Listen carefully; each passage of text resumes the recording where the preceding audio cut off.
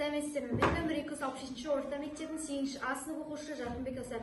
Маған берілген тақырып ұлттық код, тіл, дәстүр, бірлік, заманауи Қазақстан келбеті. Жобамның мақсаты Қазақстан өмір сүретін барлық этностар мәдениеті ерекшеліктерін сақтай отырып, ұлттық бірегейлікті ары қарай да дамытып, қазақ тілінің салт дәстүрін және де отбасылық құндылықтарын дәріптеу арқылы жастарға беретін патриотизм сезімді, төреғалдықты және өзінің құрметті қалыптастыру. Сонымен қатар ұлттық код ұғымының мәнін түсіндіру арқылы заманауи Қазақстан рухани дамуына үлес қосу. Жобаның өзектілігі қазіргі жаһандануда жағдайында ұлттық құндылықтар сақтау өзекті мәселе болып отыр.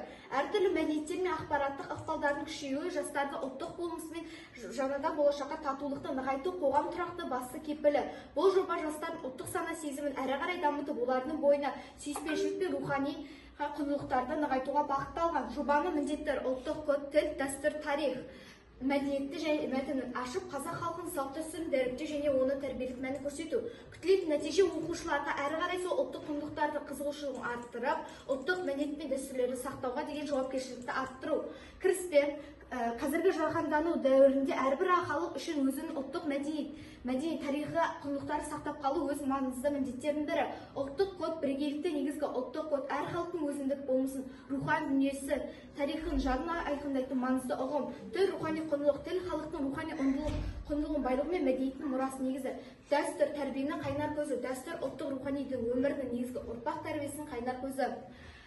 Бірлік пен келісім ел тұрғын кепілі. Бірлік пен келісім кез келген мемлекетте тұрақты дамыған нәрсе десек те болады. Отбасы құндылық баланың ең алғашқы болатын ортасы. Және де рухани құндылықтардың негізгі талатын қасиетті ұя. Жастар және құлттық құндылықтар. Жастар кез келген мемлекетте жаңадан қоғамдық ортаны күшейтуге болады. Және де жобаның практикалық бөлімі құндылықтарын насихаттауға жастар қызығушылығын артып, оны одан әрі де бағытталған іс-шараларды қамтиды. Практикалықта жұмыстар арқылы оқушылар өздерінің ұлттық құндылықтарын терең түсініп, және де оны құрметтеуге тырысады. Қазақ тіліне деген құрмет артады. Әртүрлі мәдениеттер мен төреғалдықты көзқарасты қалыптастырып, патриоттық сезім күшейе бастайды.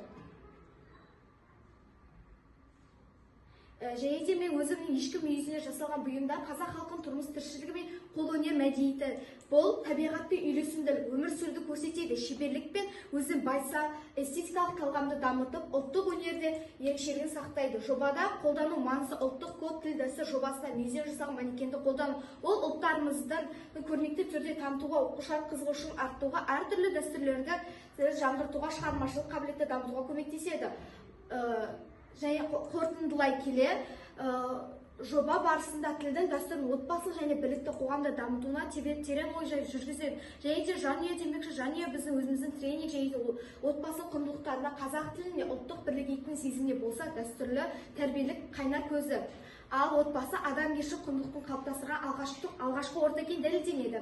Және де жасөспірім құндылықтарды құрметтеу арқылы болашақта жарқын болуына әсер ететін фактор бұл ұлттық сана сезім факторы.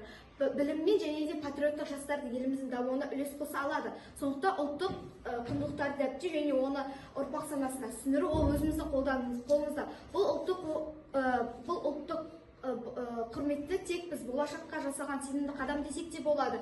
Және де бірлігі жарасқан тіл мен дәстүрді әрі қарай да дамытып, дамыған мемлекет бола алады. Зер салып қарағандарыңызға рахмет.